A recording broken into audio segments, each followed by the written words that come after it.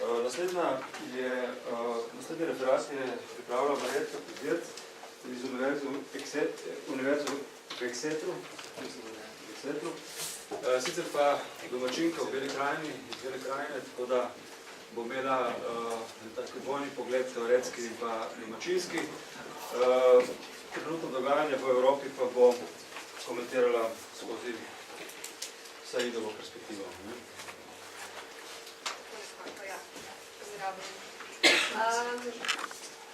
Torej, naj se sem za trenutek navežem na predavanje predhodnice, to se pravi meja kot linija oziroma napram mej kot nek proces oziroma odnos. Tu sem začela razmišljati sredi tega predavanja in sicer zakaj je ta žica oziroma ograja oziroma karkoli se tukaj postavi tako zelo problematično za ta prostor. Sicer zato, ker se mi zdi, da je bilo značilno za naše kraje povezovanje čez meje. In reka kot sama, kot ena membrana, skozi katero smo načeloma lahko prosto prehajali. Se spomnim na eno anekdoto prejšnjega poletja. Sem šla plavat na Kolpo in plavam in sem bila relativno sama, ker je bilo grdo vreme. In tako na hrvaški strani so imeli en šank, pijačo, pa tako prodajali, in so me klicali, Slovenka, pridi na pijačo. In jaz sicer nisem šla, ker sem bila stritskega plavanja, ampak smo se lepo pomenili iz vode na breg. In če bi imela kaj več časa, bi se mogoče splezala ven, pa bi šla na Hrvaško na tisto pijačo. No skratka, to se pravi meja kot nekaj zelo, zelo prehodnega, zelo organskega, zelo neosiljivega. No in to mejo so zdaj spremenili iz tega procesa, iz tega odnosa za strogo linijo. V strogo linijo, v ogrado, pač zamejili so tudi odnose s tem, ne samo marsičesega. Ampak, no, to je bila samo refleksija na prejšnjo predstavitev. Jaz bom govorila bolj o diskurzu, oziroma bolj konkretno o konstrukciji realnosti skozi diskurs. In mogoče sem navezala na stvari, ki jih je izpostavil že profesor Mušič, tako da ne bo bistveno presenetljivo, ampak mogoče bomo s tem malo bolj utrdili ene stvari. Torej, v času po hladni vojni, začela sicer z ameriškim diskurzom, ki se je razvil glede islamskega terorizma in ko ga bom potem navezala na to, kar se dogaja pri nas, ker so zelo podobne oziroma iste šablone. Torej, v času po hladni vojni, pa potem vse skozi 90-ta, ni bilo izrazitega sovražnika, zunanjega nadsovražnika, napram kateremu bi se ZDA kot en hegemon, kot ena sila lahko identificirale in s tem utemeljevale svojo suverenost. Dinamika hladne vojne je ZDA namreč ustrezala, zato ker je prinašala posebno vodilno vlogo v svetovni politiki. Potem so se zgodili teroristični napadi 11. septembra in ti napadi so potem omogočili pospešeno konstrukcijo teroristične oziroma neke zunanje teroristične nevarnosti. Sovjetsko zvezo in komunizem kot neko nadzlo je nadomestil islamski terorizem kot glavna grožnja ameriški varnosti, ameriškim vrednotam, ameriškemu načinu življenja. In takrat so ZDA lansirale en tak hegemonični diskurs, ki je potem strukturiral odnos posameznikov do varnostnih tem in vprašanj. Ta diskurs je javno začrtal meje sprejemljivega znanja, zdravorazumskih odzivov in sprejemljivih političnih usmeritev. V kratkem času je ZDA uspelo z umetno ustvarjeno in pretirano grožnjo s terorizmom med državljane vnesti dovolj strahu, da je potem lahko prosperiral diskurs varnosti. In tale varnostni diskurs je z zavezami o zaščiti države, zaščiti državljanov, o zaščiti vrednot in načina življenja. Prek tega diskurza je vlada ZDA upravičila ne le sprejetje restriktivne zakonodaje, ki še danes omejuje pravice posameznikov, pač pa tudi velikopotezne vojaške podvige v obliki vojne proti terorizmu. In prav te vojaške intervencije v Iraku in Afganistanu imajo veliko opraviti z migrantskimi tokovi današnjega časa, če ne kar vse. Torej ta vloga ne samo ZDA, ampak potem vseh tako imenovanih zahodnih demokracij v obliki različnih koalicij dobrega proti zlemu, bi morala biti absolutno del javnih diskusij tudi o migracijah. No, ta širši zahodni varnostni, pa tudi medijski diskurs je postal prežet z ustaljenimi frazami, kot so islamski skrajneži, islamski terorizem. In te fraze se že od 11. septembra, tudi že odprej, pač pojavljajo v novicah skoraj dnevno. Pogosto precej nepozornemu poslušalstvu se je v tem času v zavest vtisnila asociacija med islamom in nasiljem, med islamom in nevarnostjo. No, in v ta kontekst, to se pravi,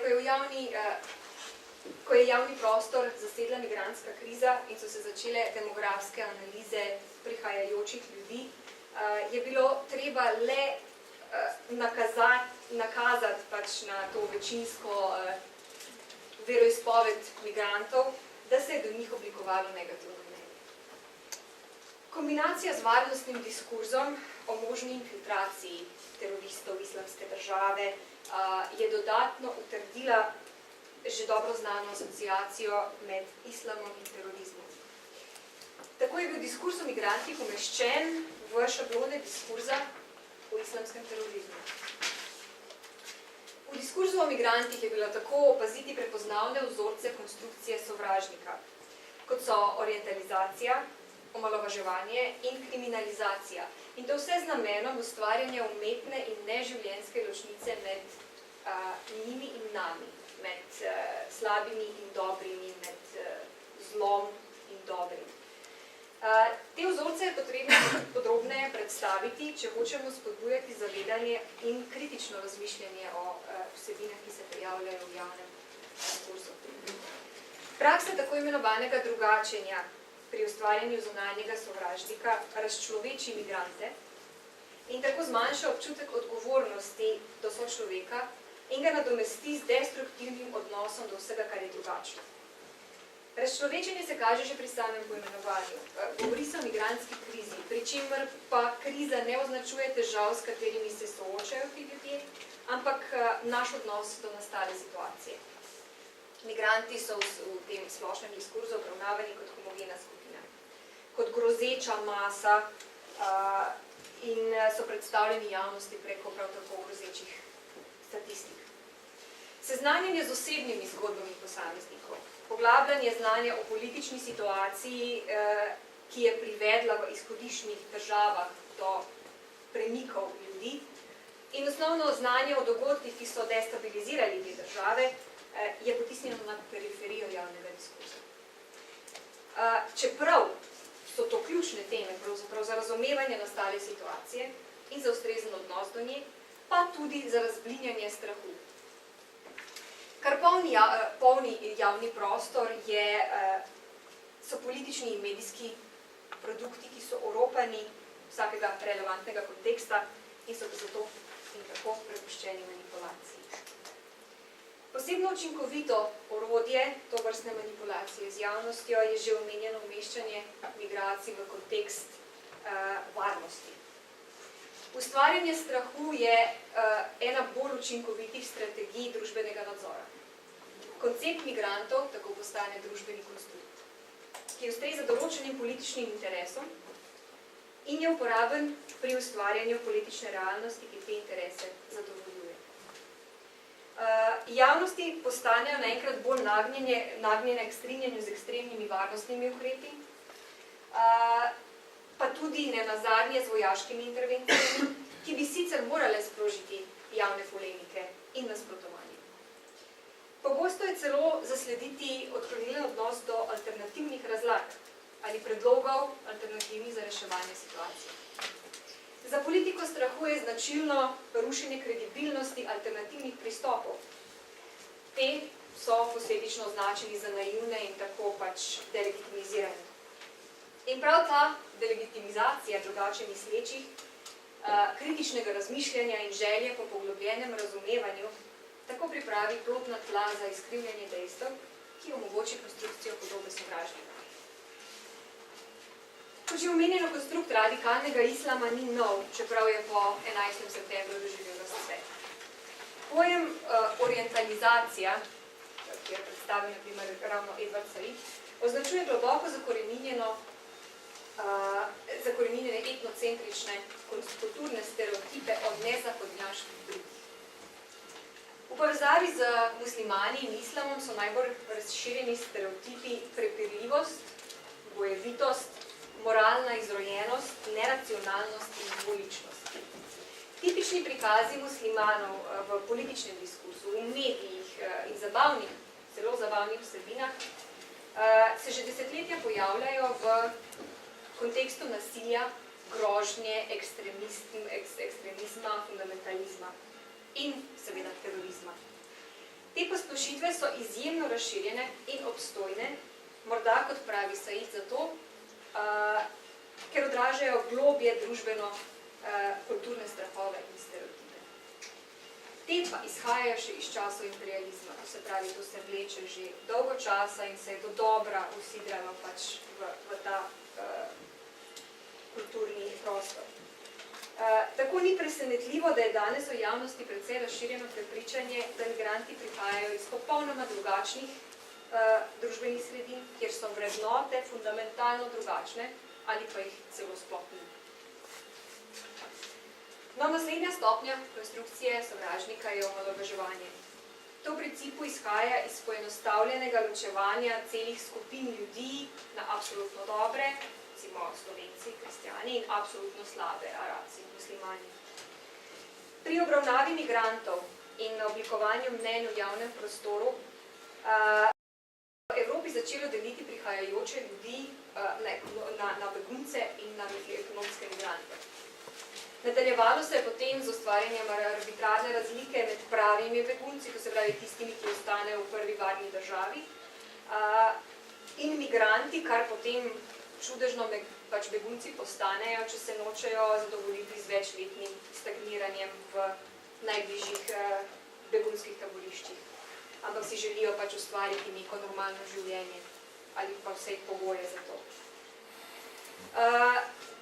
No, tem delitvam je v javnem diskurzu sledila še delitev po spolu in starosti.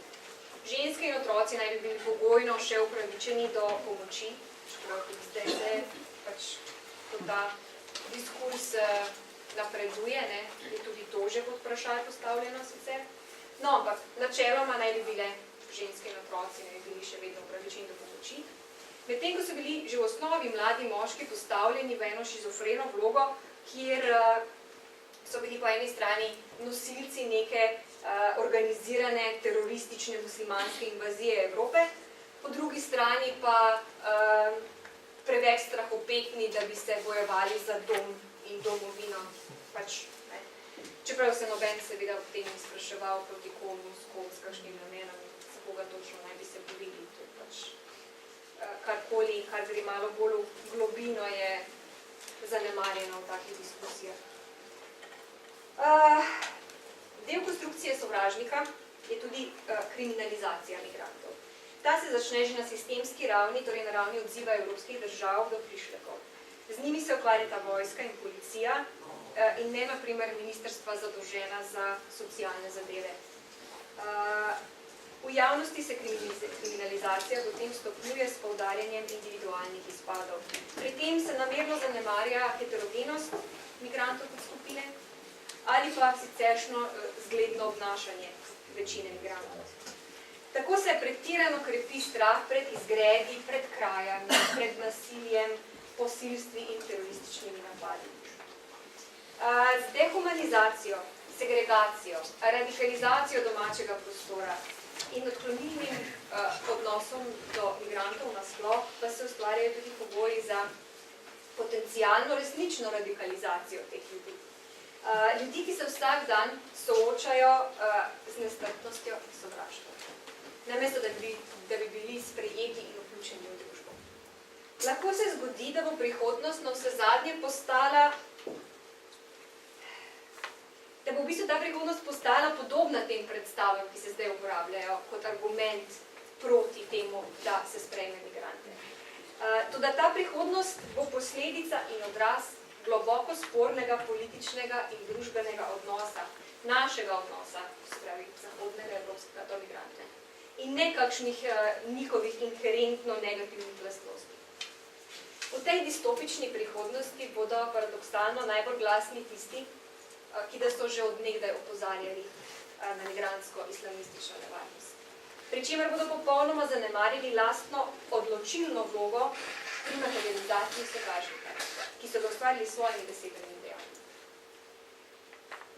Ko je tako heterogena skupina ljudi, kot so migranti današnjega časa, definirana zelo površno, zelo enoznačno in v izključno negativnem kontekstu, se začnejo zdeti sicer sporni odzivi na situacijo veliko bolj sprejemljivi.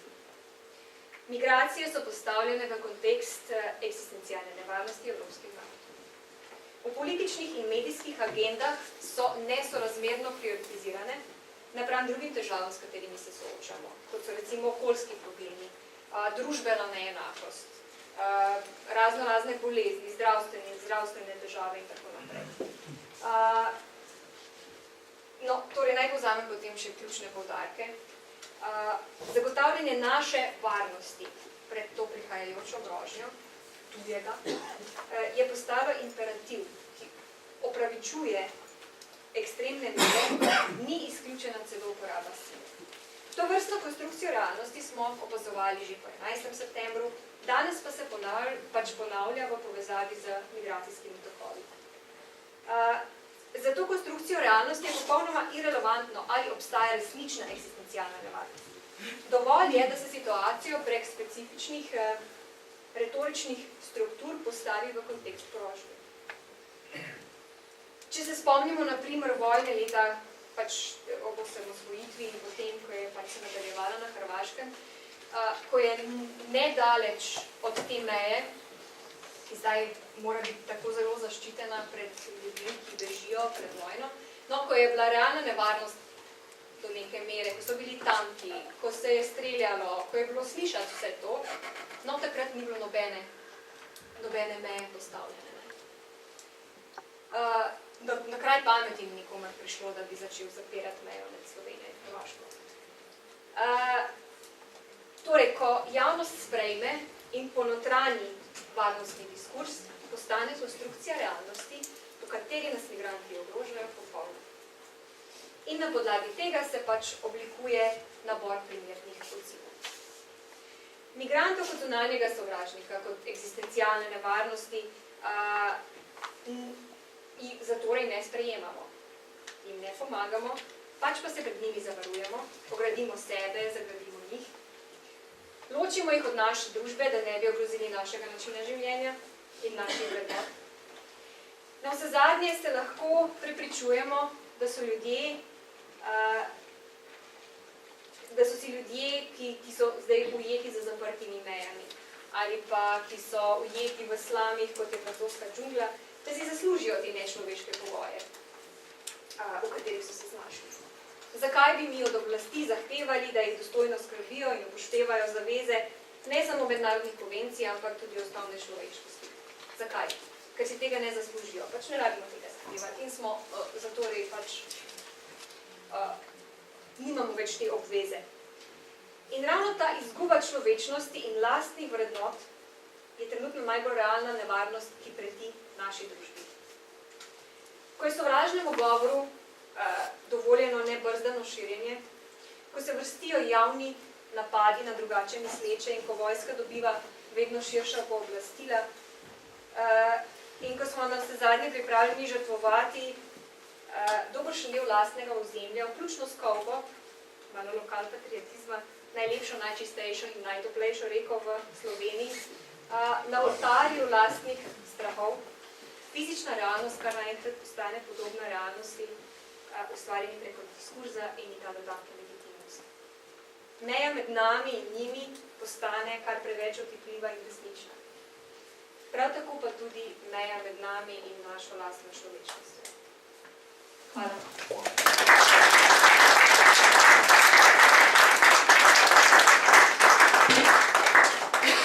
Hvala, Marjetka. Spet bi kakšno vprašanje sprejeli, mogoče dve. Lahko jaz eno kratko. Omenila si to membrano. Ta termin me je, zelo me je nekako na permeabilnost zasociral, če rečem benevolentno. Drugač pa sploh ne. Membrana je recimo lahko tudi stvar, ki zdrži hidravlične pritiske neslutljivih prisebnosti. Pa samo eno vprašanje prezavljati, zakaj mislite, ker preplava na čez? A si prečkala črto sredine? Ne, ni po sredini sem plavala, ampak proti gor. Zato, čisto to, ker sem imela dnevno pot ustaljeno. Aha, trenirala si. Ja, v bistvu, ja. Poleti se bom poplava neštetokrat čez na vaše postavljanje, brez da bi bilo kaj podvisno, da smo tudi dodali. Zaprav, ona se ni ustavila zaradi črte sredine. Ne. Tukaj tam najglobja struga. Do črte pa še nikoli nismo plavali. Vedno čez. Vedno čez vse črte. Jaz bi samo eno stvar dodal glede preteklosti. V bistvu Slovenija je zaprla mejo za predvsem takrat bosanske begunce v tistem trenutku, ko je nekdo v vrhu slovenske takratne ne policije, ampak Ministrstva za notranje zadeve presodil, da je preveč v državi in so dejansko zaprli mejo. Ne sicer z fizičnimi ovirami, ampak z močno prisotnostjo policije in vojske. Tako da ni bilo tako enostavno. Mislim, da je to bil eno od prvih večjih zločinov te države.